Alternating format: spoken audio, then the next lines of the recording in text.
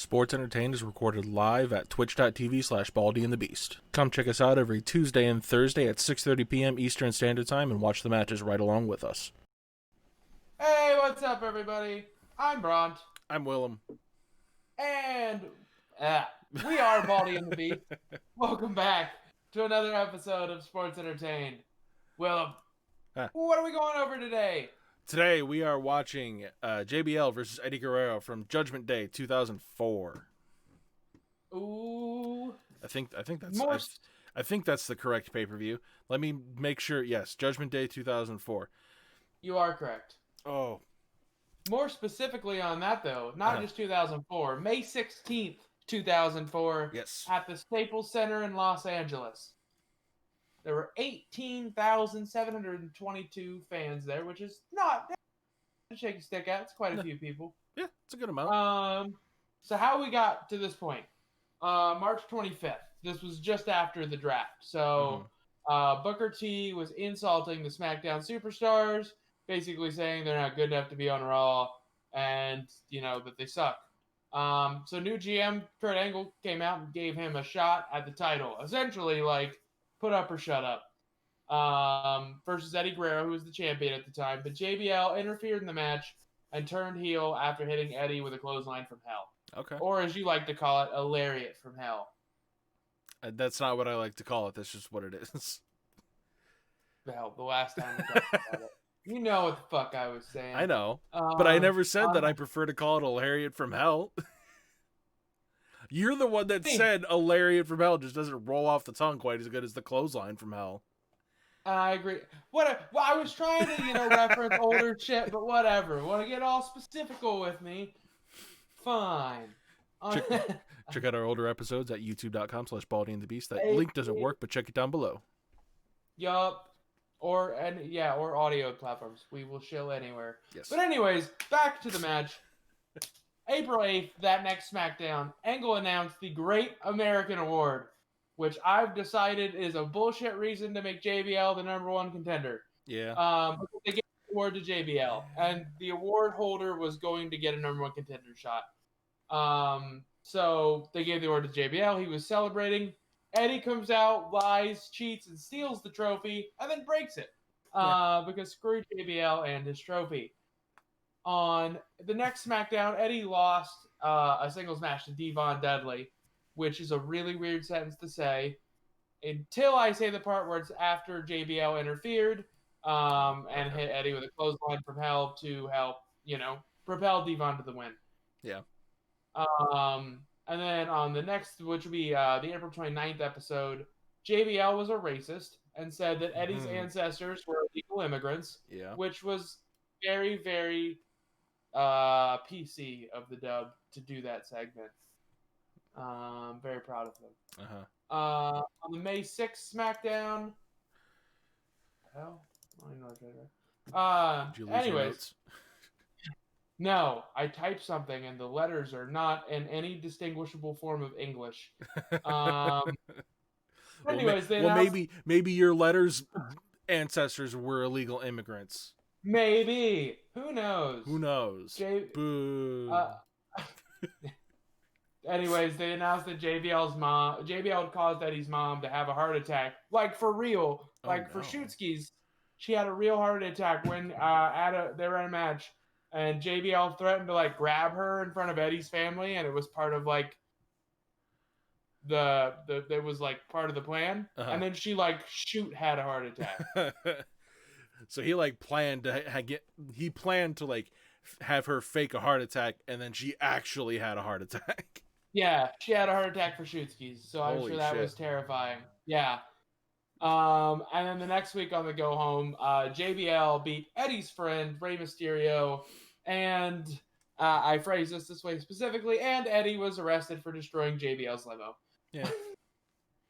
Just kind of a nice little thing to tack on the end. Oh, and there was an arrest. Yeah.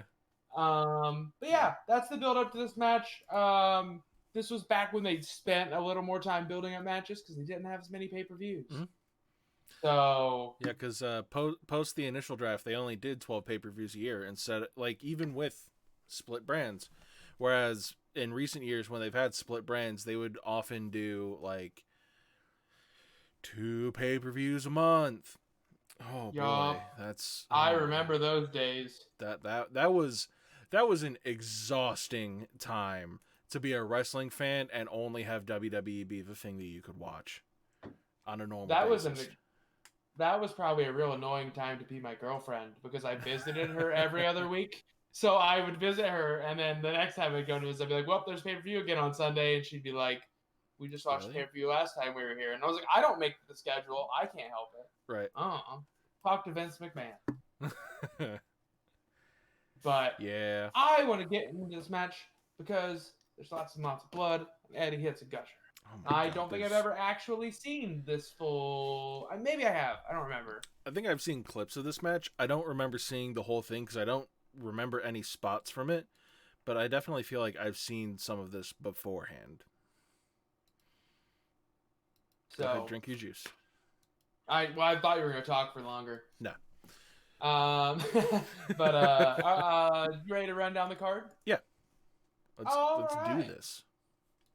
So we opened the show hot, very biased about this match. Rob Van Dam and Rey Mysterio versus the Dudley Boys. Ooh, that sounds like it could have been a banger. Holy shit. Everybody in that match is one of my boys. Yep. Everybody in that match is great. So, next up, in the complete antithesis, not everybody in this match is great. Tori Wilson versus Dawn Marie. Given who's in this match, I feel like this was like right at like the height of the Al Wilson angle where he got fucked into a heart attack by Dawn Marie. Yep. I agree. That's what I was going to say. Yep. You're probably right. Next up, we had Scotty 2 Hotty versus Mordecai. Do you remember that? They did that for about 3 months. Yeah, Kevin Thorne, but not. Early Kevin Thorne. Yeah. Oh, boy. So maybe he was so put off by this gimmick being all white, that's why he became a vampire. Yeah. Who knows? It was shit either way. So was Kevin Thorne. Yeah. And I don't think that's entirely up to the performer either. That's just my opinion. Yeah. Anyways, we have Hardcore Harley. Hardcore Harley, or Holly, as most people know him, and Billy Gunn versus Rico and Haas. I'm guessing that's Charlie Haas.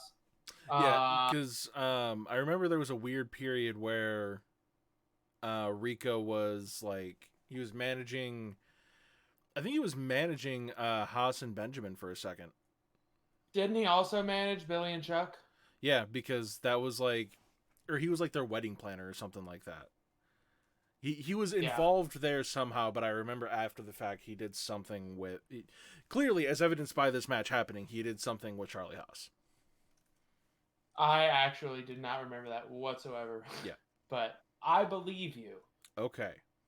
Next up in the card was Chavo Guerrero versus Jacqueline. It's just still weird to see intergender matches because we haven't in so long. Well, it looks like it wasn't intended to be like a full-on intergender match because you can see had a noble girlfriend. Good to see you, Walter.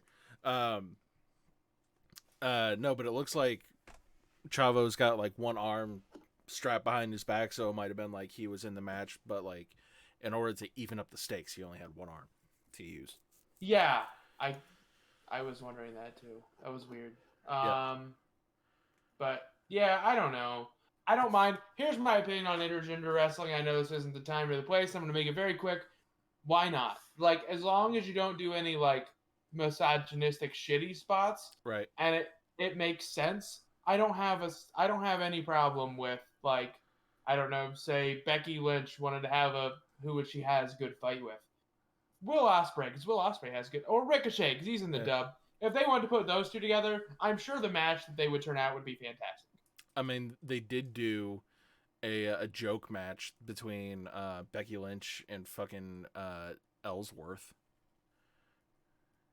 Did they? They did.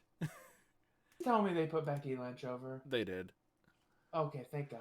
I'm pretty sure they did at least. I know the match happened. I'm not concrete on whether or not they actually put Becky over. But yeah, like Rico, Nydia, and Charlie Haas. That's who the faction was. Yeah, and that was that. Yeah, it was probably after she was blinded during that. We're getting way off track. Let's get back to the card. Rene Dupree versus John Cena. What were you gonna say? Thank you for the fact check, Walter. You're our own resident Tempest. Yeah, you're like what I'm supposed to do, except I didn't actually do it. You're a research guy. Right. Points to you. I had something, but I forgot what it was. So next up, not to just completely cut you off, if you think of what it was, just pipe up. No, but we're kind of dragging a little bit on just mentioning the card, honestly. So let's keep on going. Keep the ball rolling. Fought John Cena for the U.S. title. Booker T fought The Undertaker, and JBL in the main event versus Eddie Guerrero. How's that for keeping the ball rolling? There we go. We got a timetable to keep here. This card is underwhelming. Not. Yeah, the card itself feels underwhelming, but this match is. I'm excited for this one because there is so much blood in this match. Yup. Are you ready to get into it? This is on the network for everybody listening. Yes. We are at 2:02:04, and it's the very last tag because it's the main event. Walter, would you like to do the honors? Walter, fuck. Willem, other W name. Somebody's name with a W. I have a headache today. Would you like to do the countdown? Yeah, I'll go ahead and do the countdown. Walter, don't worry about it. You're good. You got us. You didn't even need to look up the last fact. You remembered it all yourself. Okay, so let's go ahead and do the countdown. Once again, Judgment Day 2004. It's 2 hours, 2 minutes, and 4 seconds. Oh, hey, Elijah's in the chat too. Holy shit, we got some people.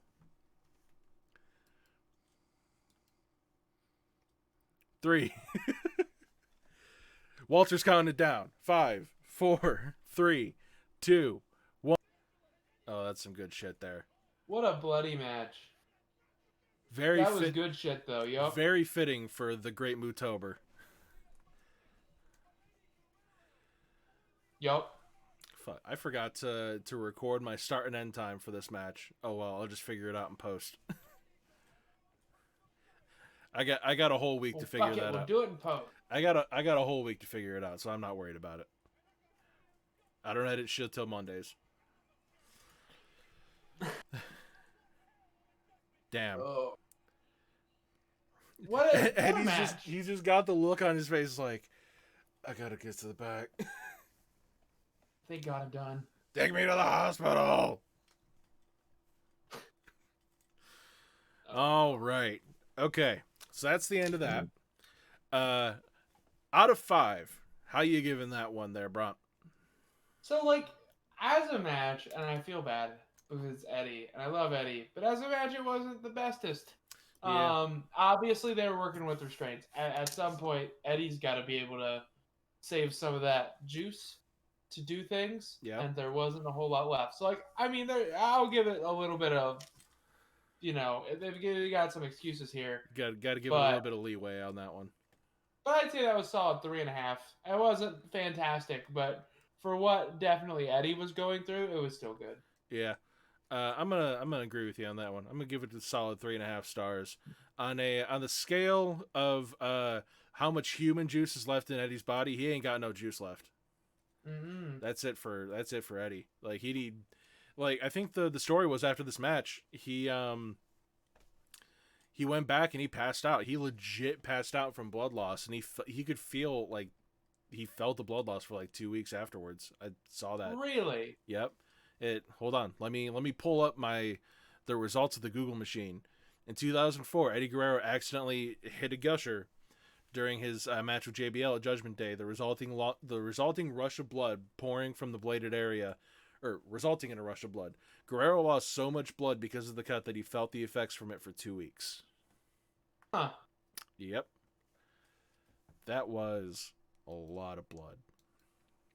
Yeah. I wonder how much this particular incident actually, like, how much or if any of it actually led to his death the following year, because it was still like a year and a half on from this. Yeah. I'm sure. I'm sure it didn't help. That probably provided a lot of strain on his heart, Yeah.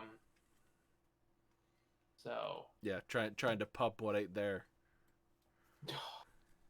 Well, it was around him though. Yeah. Jesus Christ! If he was a waterbender, he could have just put it all back in.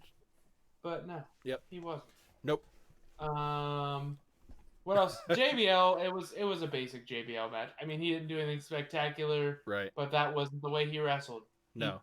He beat the shit out of you. That's just what he did. That's all he did. I will say, like, I definitely feel a lot of the JBL spots in this match were just him throwing shit around on the outside. There wasn't a whole lot of work in the match. It was a solid match. It wasn't anything great, but the big takeaway from this match is that Eddie bled more blood than most people do in their entire lives. Yeah. But yeah, for sure, it was solid. It fits the theme of the month, but it's one of those you watch it once and you're kind of good. You don't really need to go back and rewatch that match. No, and at the end with him refusing to just go to the back. Yeah, it got a little like bad. Like I was like, please just be safe. Worry about yourself. Yeah, he stayed and hung around for a very long time. Like if you would have told me after watching that he had to go to the back and he passed out because of blood loss, you wouldn't know by looking at him. He looks like he was fine, given the like amount of extra beating he gave to JBL at the end of the match. But no, like he was not fine. He was very not fine. Yeah, people like oh, what was it? I totally blanked on what I was gonna say. You fluffed up. You fluffed up. I did fluff up. I totally blanked on what I was gonna say. Do you have a coherent point? Because I do not. No, I do not have a coherent point. I will say, this was a very JBL quality match. Like that's about the only thing I've got out of this one. Like JBL was known for, I guess the reign that JBL wound up having after this one is that he was known for having a lot of gimmick matches. He didn't like if you see JBL in just standard singles action, it's probably not a great match. But if you see him in a gimmick sort of match, like if he's in like what we reviewed a couple weeks back where we watched John Cena versus JBL, that was very entertaining because it was an I Quit match. And there was, again, a ton of blood. The bull rope match following this, from what I remember of it, it was fairly entertaining. Again, I ain't watched it in probably 15 years, if not, like, sooner. I don't remember. But I feel like... might have to put that one on the to-do list. That'll be in the future. I feel like we kind of ran our course on JBL for this month.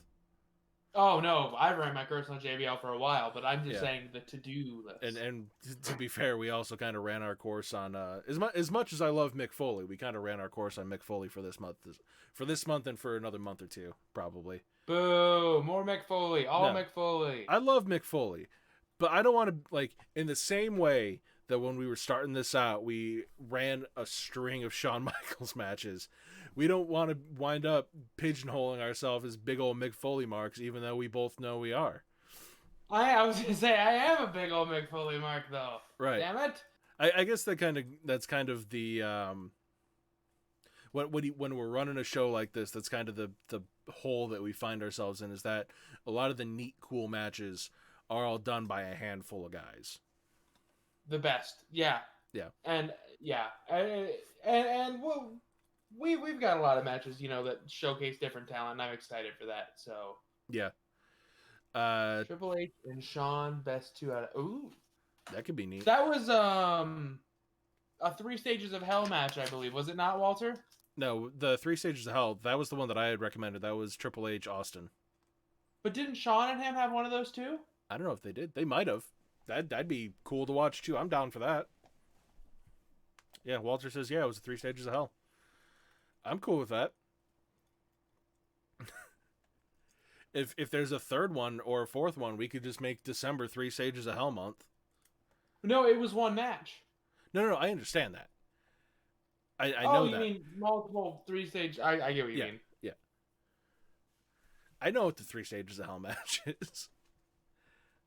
I'm sorry. Brain fart. You had a rough day. It's okay, I did too. Is there anything else that you would like to go down today? For today, no. I think I kind of got out all I got. We're running a little long here, and that's mainly just because the match itself was a little longer and than we were expecting it to be. The whole segment. Yeah, we did go a little bit long at the beginning too. So I think we're gonna wrap it here for tonight. Thank you everybody for coming out and watching. Walter says Sean should have died then. We might have to watch that match because I don't know what happened. Walter, I'll give you a second to answer in the chat while I'm doing my rundown of my shilling for the end of the match. Thank you everybody for coming out and watching. Thank you Walter and JD and Elijah, your brother, for coming back and saying hi. We love to see you guys out here. Thank you everybody who just kind of lurked in the off. We love seeing you here. If you haven't already, check us out on YouTube. Check us out on all of our social medias. One of them was Walter says it was a ladder match, steel cage, and no DQ match. So that could be interesting to watch. Yeah, check us out on our socials. That's all linked down below. If you haven't already, check us out on our audio-only podcast. If you don't feel like looking at our stupid faces, if you just kind of want to listen to what we're talking about. Yeah, like I was saying, I kind of lost track of my own self there. We will be back this coming Thursday for the Great Muta versus Hiroshi Hase, the match that in and of itself created the Muta scale. We will be back right here at 6:30 p.m. Eastern Standard Time. We will see you there. Until then, thank you very much for coming out. We will see you later. Bye-bye. Bye, everybody.